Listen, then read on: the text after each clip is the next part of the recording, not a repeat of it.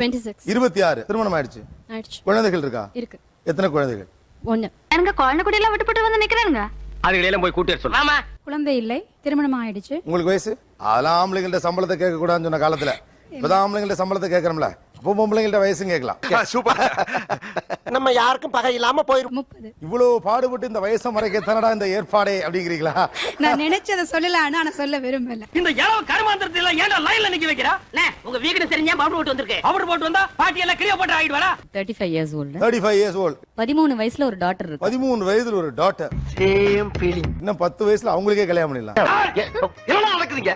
ரெண்டு பேரும் கல்யாணம் ஆகி பிள்ளை குட்டி பத்த மாதிரியே வரவு செலவு கணக்கு பாக்க. உங்கள் இளமை பருவம்ங்கிற அந்த காலேஜ் டேஸ்லாம் தாண்டி எல்லாம் வந்து இன்றைக்கு ஒரு பையன் இங்க என்னகிட்ட சோ பியூட்டிஃபுல்னு சொல்றப்ப உங்களுக்கு எப்படி இருக்கு? நீங்க உங்க ஃபேஸா பால்ல கழுவுறீங்களா? ஆமா, அது வந்து விவரிக்க முடியாத ஒரு விஷயம். ரொம்ப சந்தோஷம். அது எப்படி உங்க ஃபேஸ் பட்டர் மாதிரி பளபளன்னு இருக்கு? அதாவது யாராவது பியூட்டிஃபுல்லா இருக்குன்னு சொன்னாங்கன்னா இல்ல